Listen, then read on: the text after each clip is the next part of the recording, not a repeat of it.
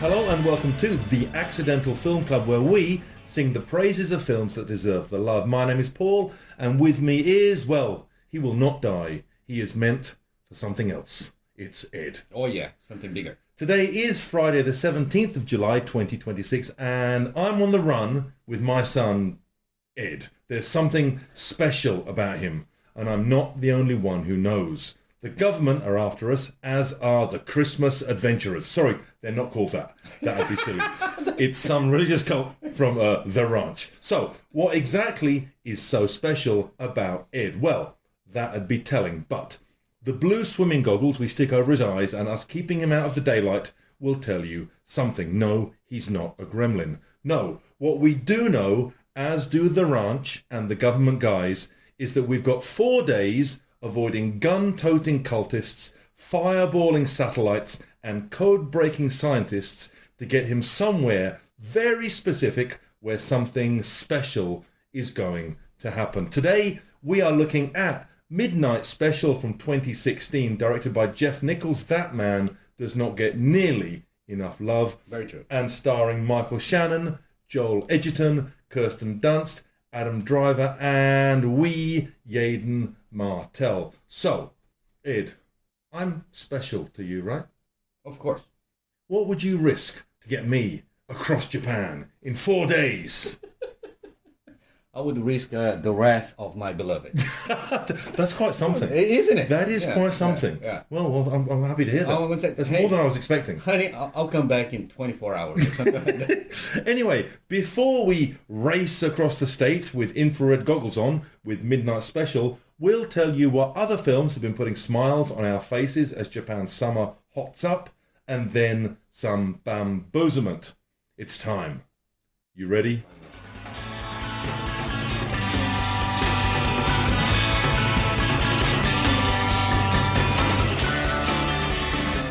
You, the big telly and the aircon, you're starting to get to know each other this year?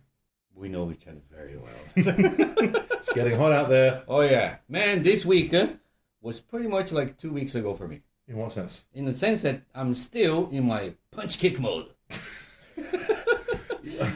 Okay. In the last episode, I did a great movie with a terrible Walled In. Twilight Warriors, Walled In. I saw the trailer for that. Looks fantastic. It is. Yeah, I'm gonna give that a go. Give that a go. Well, the bloke who did all the stunt work for Twilight Warriors directed a movie called The Furious. Oh, I've heard about this. Yes, The Furious from 2025, directed by Kenji Tanigaki. Oh, it's a Japanese film. Japanese dude, yeah. The story, well, if you care to know. I care to know. Because honestly, we are here for the punch and kicks and blokes doing amazing stunts. It opens with a journalist investigating human trafficking. Ooh. Specifically, child trafficking in an unnamed country in Southeast Asia. So let's call it Thailand, okay? Okay, let's. Well, for the sake of argument. They shot the movie in Thailand. So, okay. Anyways, right, okay. Well, it wasn't like a cheap shot, okay? The journalist tracks down one of the locations where the kids are being held. She finds one kid, not necessarily jackpot, but she tries to help the kid escape. Unfortunately, the long-haired dude from the raid, he's there, and he's a badass with a bow and arrow. I bet he is. The journalist has no chance. A clean-cut looking dude shows up, and obviously, he's the evil boss. He tells the raid baddie to take her downstairs and find out what she knows. Oh. Cut to a father-daughter household. The father has one of those training wooden dummies that you see in all martial arts movies. Yeah, exactly. So we know that this dude is the wrong Chinese to mess with. Father and daughter are happy, then they argue. She runs away. Bloody kids, right? She gets kidnapped, and father goes on a taken mode. Oh. Liam Neeson style, no. The father is mute. He's mute. He's mute. So he doesn't do the phone call. His fists and legs do the talking, my friend. Right, yes. And wait until he meets the husband of the kidnapped journalist. You didn't see that coming, did you? I didn't. Oh, man. And they all go on a rampage together. Again, we're not here for the story or Oscar caliber acting. We are here for the action. This is a different monster than Twilight of the Warriors, where it's much more hard-hitting. The Furious is a kung fu style and judo style fighting, but no less fun. There are some amazing sequences with a bald-looking, big chunky actor who is light on his feet, just like Sammo Hung. I don't know who that is, but it sounds good. Okay, all right, yes. The clean-cut Betty turns out to be an amazing, amazing fighter. There's one sequence that he goes full-on anime Cry Freeman on us. He's fighting with his feet using a bloody knife. Okay.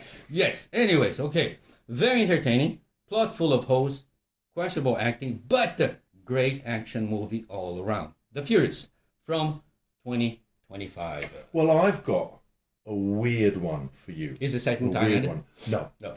A.T. White's Starfish from 2018. Before I get into it, let me tell you what this sort of might be, kind of is. This is a sci-fi mystery meditation on grief, end of the world movie. Sort of. Wow. Maybe. Kind of. Kind of. A young woman, Aubrey Virginia Gardner, attends the funeral of her friend Grace. Now, we don't get a lot of information about this friendship, but Aubrey finds the funeral an ordeal and bails early. She bumps into another friend of Grace's.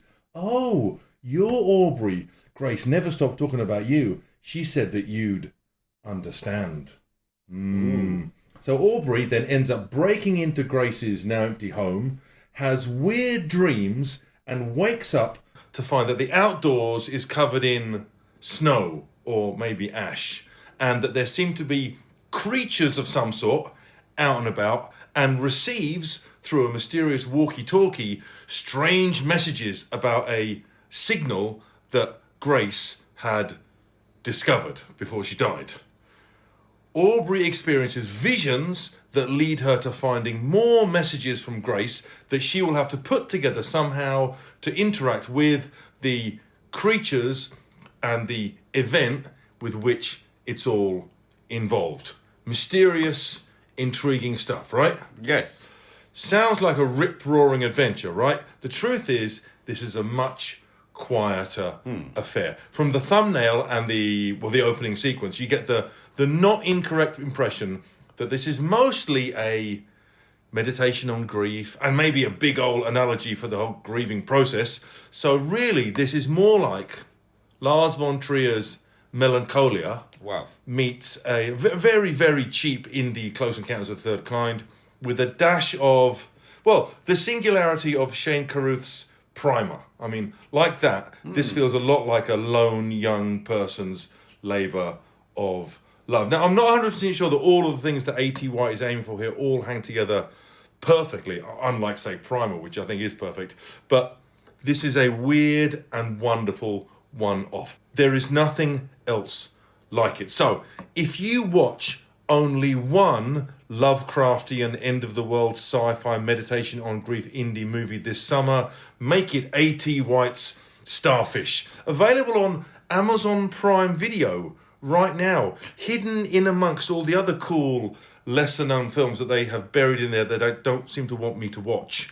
But they're in there, and I'll find them. Okay. 2018's Starfish. Starfish.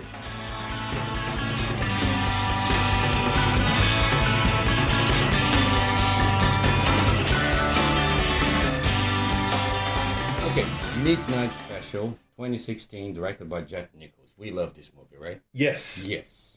One of the joys of this movie is that you're completely in the dark about what this movie is about, in a way. I think that's true. A big chunk of the first act, you feel like, that eager student on the first day of class, hanging on to every word the teacher says. You were never that student. Well, okay, imagine, right? Unfortunately, the teacher does not make much sense. Amber Alert, Kidnapped Child, Michael Shannon, Doomsday Cult, FBI.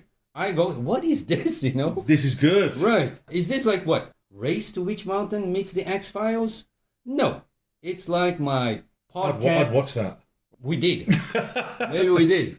So it's not like that. It's like my podcast better have said. This is Starman for a new generation. Starman itself is an odd duck of a movie. Great movie, but an odd duck. Dramatic, sci-fi, and all that stuff. Okay, let's back up a bit. It opens with a news bulletin.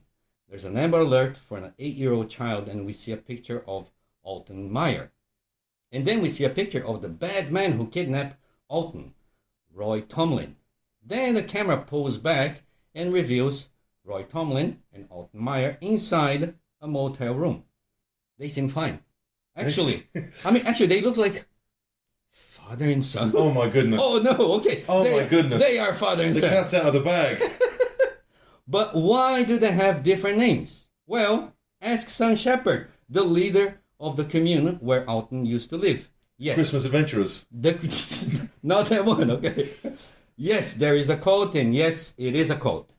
So, there was a kidnapping after all, and the FBI and the police are looking for them. So far, so good. I understand what's happening. But things get weird when Adam Driver shows up.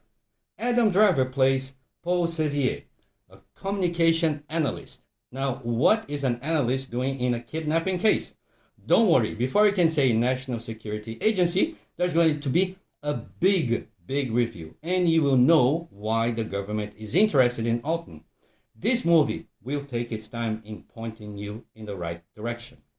And once it does, it will slowly fall into the right places. All thrills and fun here, man. Yeah, so this kicks off. Muffled TV sounds, Amber Alert, 8-year-old boy, a crappy motel room, a face, Michael Shannon's face. What a face! A child under a sheet, lit from within, goggles, a sudden escape. A receptionist wordlessly notices, picks up a phone, a car speeds off, no headlights, and we're off. Oh, Brilliant. No headlights. I've got 4 words for you, my friend. Okay. 4 words. Exposition is for losers. Those are your 4 words. This is all we needed to be invested in this and to get a feel for the characters, to choose sides and to give a toss. Well, that's all going to come. Have patience. We are grown-ups. I'm of the opinion that The Bike Riders by Jeff Nichols is one of the best, most solid films of the last 10 years. That didn't get anywhere near its due, and nor did Midnight Special, really. Jeff Nichols makes bloody good, proper, solid, powerful films for grown-ups. Right. And there is not enough of that about. This director is special. And the people who know. Ed, we've got 4 days to get Jeff Nichols across the country. Keep him out of the sunlight. He's meant for something special. I mean, you're right. Jeff Nichols and Michael Shannon are the best things since Miso Soup. Okay, I was expecting a better reaction. I was expecting a better analogy. Jesus, Miso Soup is awesome. I like miso soup. That's not the way to talk about miso soup, man. Jesus, wash your mouth with... I love miso soup. We can discuss the finer points of red awase and white miso later, Okay, but this yes. is not that podcast. My man, it's red anyways. Michael Shannon has a coolness, a presence that equals, I think, Benicio del Toro in a way, right? There's something there, isn't there? Yes, I mean, he's the white Benicio del Toro in a way. Yeah, I think that's fair. Right, yes. I think they'd both appreciate that. They would, I'm sure. He's wound up tight. I mean, so tight in this movie. Yeah. Well, actually, I mean, all the main leads are. Not many smiles or jokes here. Maybe there are jokes and family moments on either side of the story. Who knows, right? Off camera. Yes. No. Okay, before this event happened, in a way. I'm sure they were happy right, days. yes. Yeah. Oh, well, I wonder, because the story basically is about this. Them escaping. So there's no time to crack jokes. There's no time to reminisce about the good old days, which in a way, I don't think there are that many, to be honest. From what I gather. And Michael Shannon's Ron knows something that we don't. He does. Yes. He has a certainty. Yes. He needs to get Alton to the place. And he knows, I think he knows what's going to happen once he gets there. Do you think he does? I think he does. I don't think he does. I think he does, right. I don't think he does. And I think, I think you're leaping ahead. He's keeping all these feelings and these secrets, bottled up inside. But there's going to be a moment when he doesn't. Right. Okay? And then, us, the audience, we're finally in the know. And then, we're going to see great eye acting. Yeah, We're gonna see, you're not wrong. We're going to see You're not great acting here, okay? Now, Adam Driver pops in and adds a lighter tone to the whole tense affair, I think. He's basically Charles Martin Smith, the nerdy guy from Starman who got a boner for E.T. Remember? Right, okay. And but more handsome. yeah, exactly, absolutely. But still cool nerdy. Sam Shepard makes a blink and you miss cameo, but the man, he's so good great. that you kind of like feel his presence throughout the movie. Well, at least I did. Now, Joe Edgerton plays the audience. We are him in a way, and you can feel instantly connected to the character of Lucas. I really love Lucas. Yeah, he's our Ahsoka, isn't he? Absolutely. And now, one thing that I wasn't expecting with this rewatch, I really dug Bill Campbell. Yeah. Right? Yeah, he's lovely. Man, he plays one of the cult members tasked in retrieving Alton. Like a lot of characters in this movie, he doesn't have many lines, but when he does, you do listen. I hardly remember a time when we didn't know that Michael Shannon was Michael Shannon. Oh, yeah. When Jeff Nichols knew, right from the off, Jeff Nichols knew, to my mind, Michael Shannon really entered our lives with a bang in Take Shelter.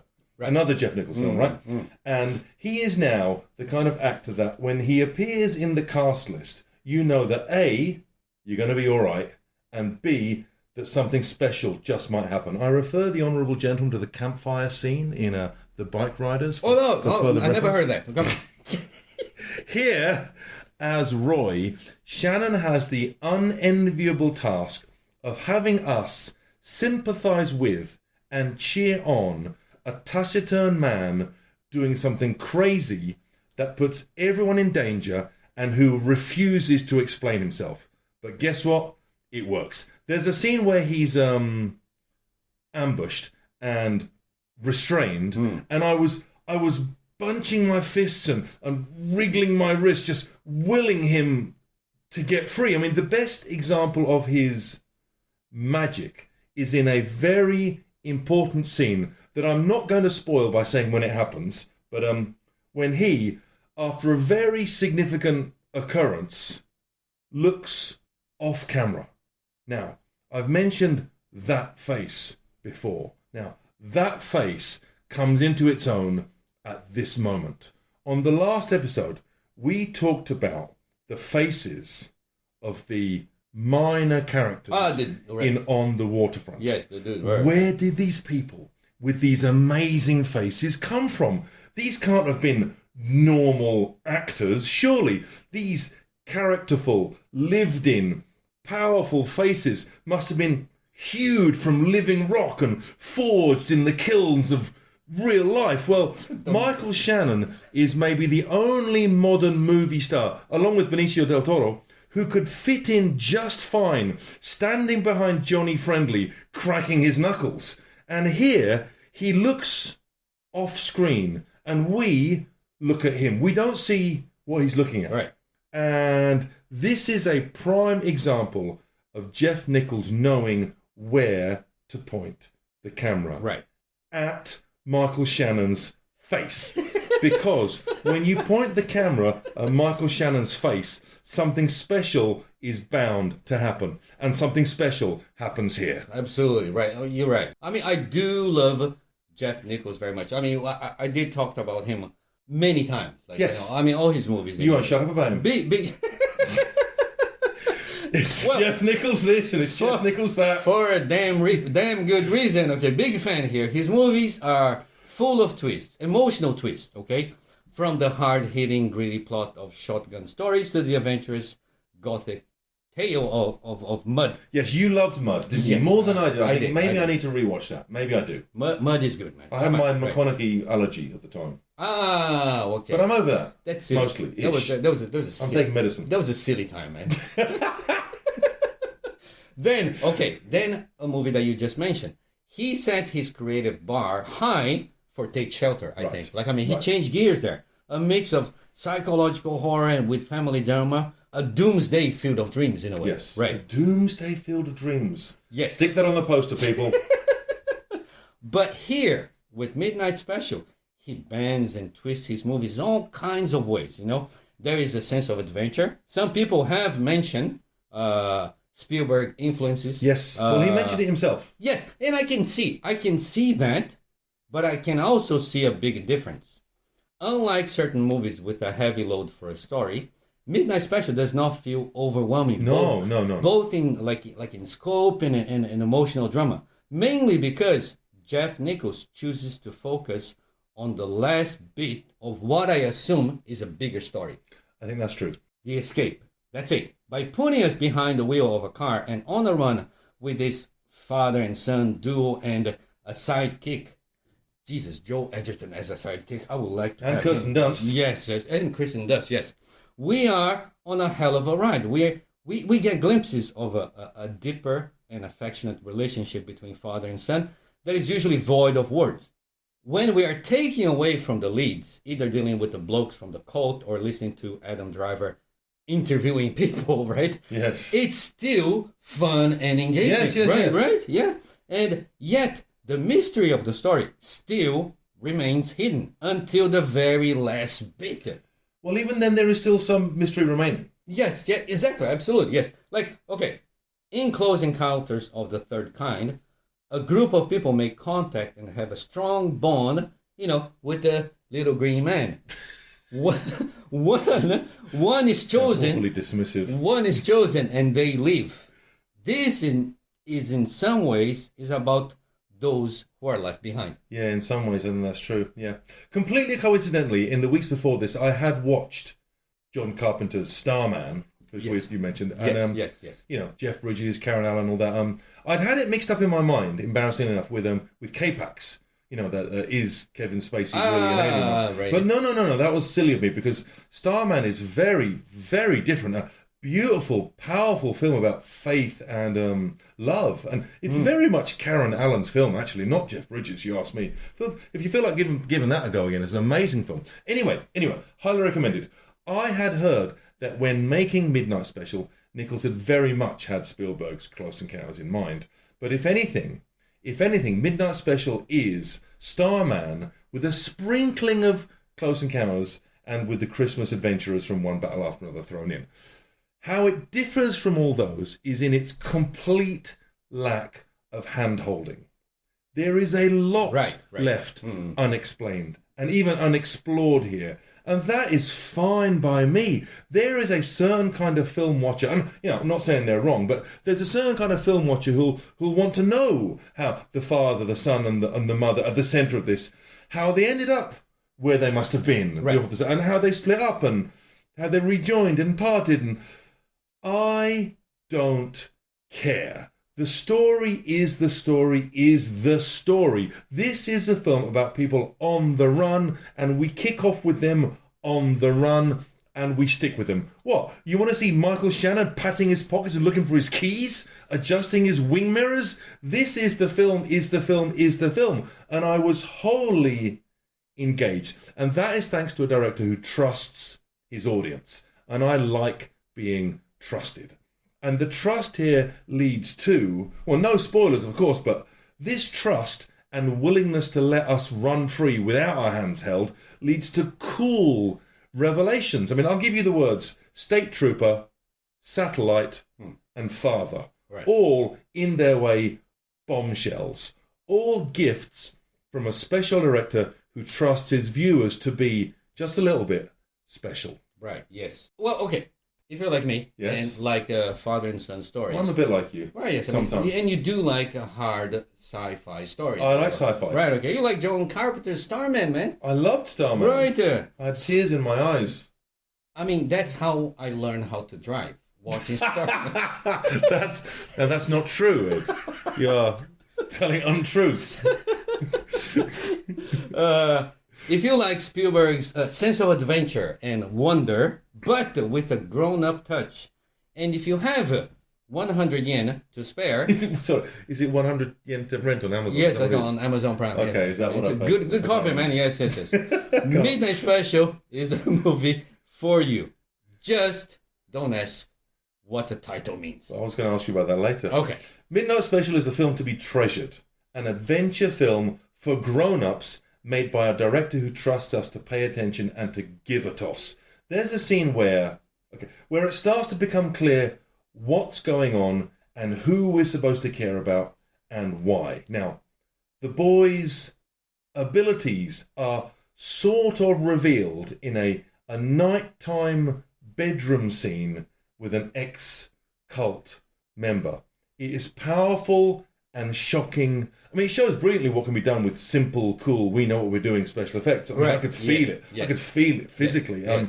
It is also, it's also kind of intimate and weird. And what exactly am I seeing here? What is actually happening? What is this? But it's enough to kind of like shake you, right? It's more than enough. It is brilliant. This film is brilliant. Shocking and powerful and intimate and weird. And what have we seen here? We've seen something special.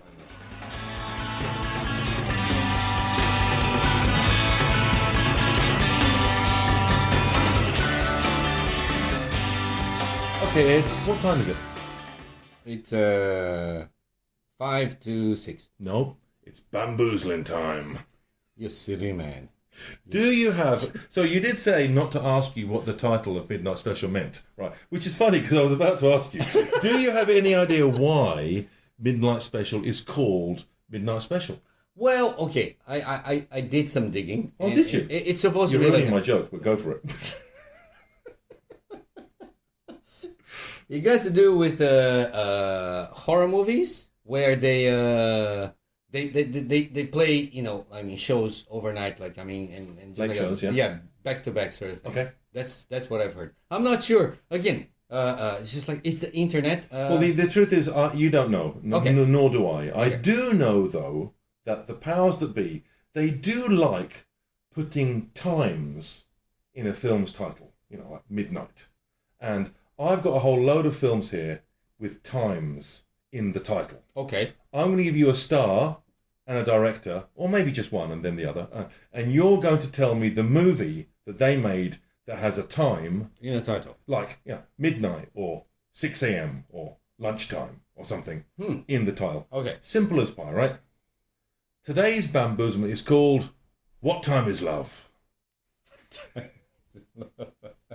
Okay, as always, easiest ones first. I'd be amazed if you don't get this just from the first name. You ready? See, no pressure, right? Yeah. Gary Cooper. High Noon.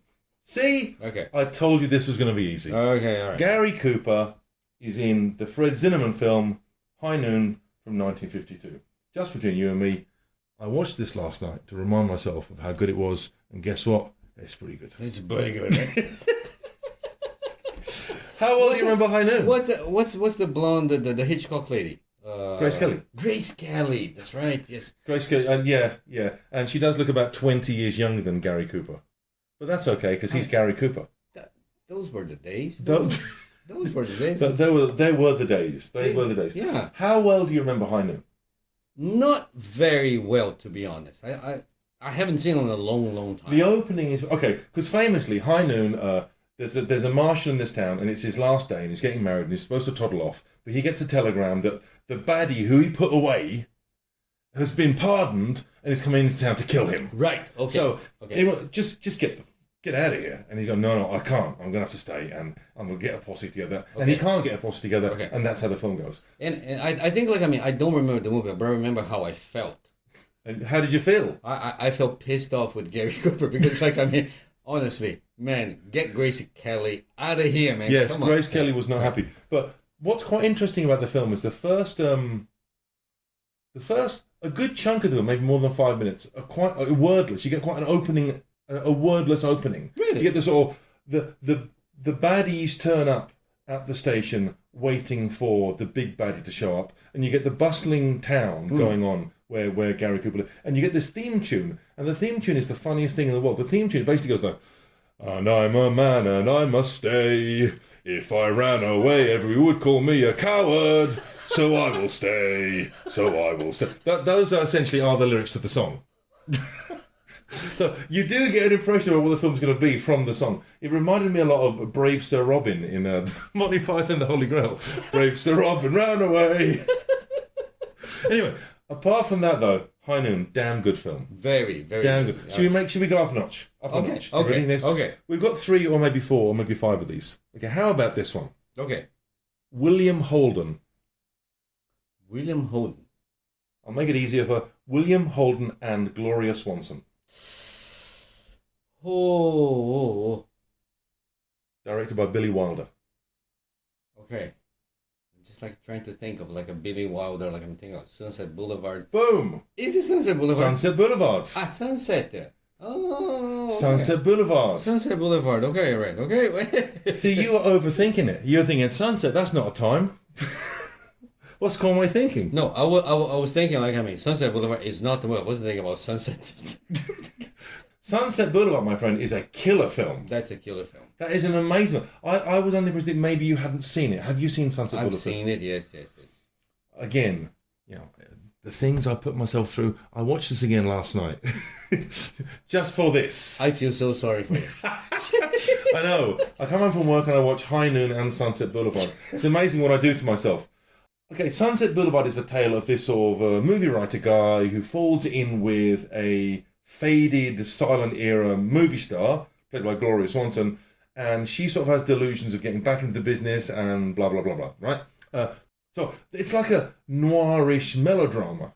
I think everyone forgets the first act of Sunset Boulevard is really funny. Really, really funny.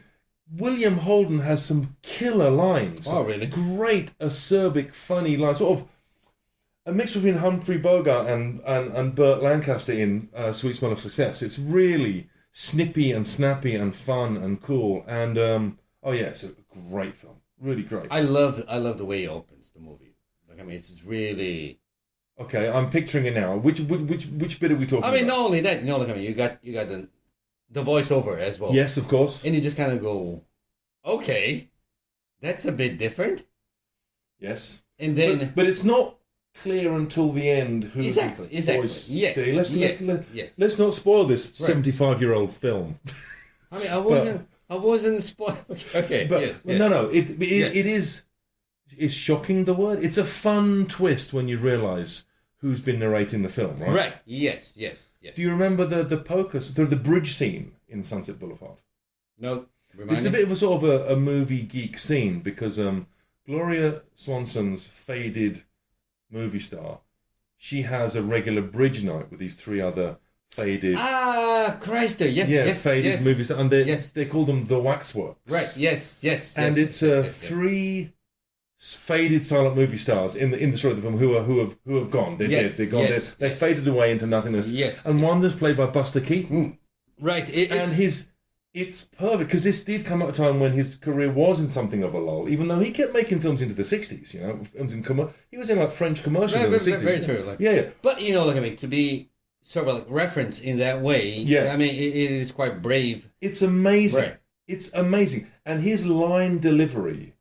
Like it's not poker. He doesn't fold, but he sort of folds, and in such a defeated way. It's like, yeah, I'm out, man. I'm folded. Right. It's like I think like, I mean, maybe like, I mean, indirectly. What was the Knives Out? Was the second one? The second one was the Glass Onion one, wasn't it? Was the Glass Onion opens with him on a Zoom meeting with like a bunch of other writers as well? I think that's what it was. So you have Daniel Craig, who's supposed to be like... Oh, yes. Right. And they got real crime writers. Exactly. I do remember that, yes. So I wonder, like, I mean, if that was sort of like a homage to that, right? Yeah. It doesn't have to be winners and losers in this, but I loved Sunset Boulevard even more than I liked High Noon. Oh, really? Yeah. Okay. Great film. Well, hey, surprise! Sunset Boulevard's a great film. Okay, next one. Now, this one you might not have seen. Okay. But you have heard me talking about it. Okay. So that's a bit cheeky of me, forgive me. George O'Brien is the star, and it's directed by F.W. Murnau in 1927. Okay, yes, you talk about this one. And you've not seen it yet? No, I haven't seen it. You know what I'm talking about? Okay. Yes. It's Shall I help you out? No. I know the title. Hit me. Sunrise. It's called Sunrise A Song of Two Humans. There you go. That's the one, right? Okay. Now, you've not seen this yet. No. This is a film that I saw for the first time maybe last year. And it's one of those great silent movies that you hear about. Right, yeah, and you yeah, go, yeah, great silent movie. Okay, one day I'll get around to it. But they want me to sit in front of the telly in a silent movie for an hour and 20 minutes. I've got things to do. But then you have the good sense to stick it on your eyes. This thing is absolutely amazing. It's basically the story of George O'Brien plays a man called The Man. The Man. That's his character's name. He's the man. He's basically there's three people in the story. There's a man who, again, try not to spoil this too much, but a man is married and he comes across this other woman, and the other woman says, "Oh, why don't you kill your wife and then we can sort of run off and have an adventure?" And he attempts to do this, but something stops him from doing that, and then the story develops in the strangest way, the most moving and beautiful way. And there are techniques in this film that are mind-blowing. It's a remarkably modern feeling at times, which you can't say that a lot about. Good framing. It wasn't the framing so much as what they managed to do with the camera. Okay. It's remarkable. And if you saw it, here's what I think. If you saw it, you might think that the things they're getting away with are so cool and so modern that maybe it's a recently made parody of a 1920s silent movie. But it's not. They really did that then. Okay. And you know, at the end of the year we do our best discoveries of the. This is a shoe-in. You know, this is going to be one or two. Right. You know, right. Spoilers for anyone who cares about our end of year shows, but this is going to be number 2 or 1 at the end of the year, depending on what comes along. But it's an amazing one. Okay, that's the 3 I really wanted to do. Should we do just one more for kicks to give you something fun to talk about? Well, for sure, yeah. Robert De Niro, Martin Brest. Do I have to midnight? You have to say the title. Midnight Run. I wanted to go for a film that you haven't seen, but I wanted you to see. If you didn't, come on, tell me of your love for Midnight Run. I mean, those chickens, man. Those chickens. They look all right. Come on, you can tell me. Come on. You can tell me.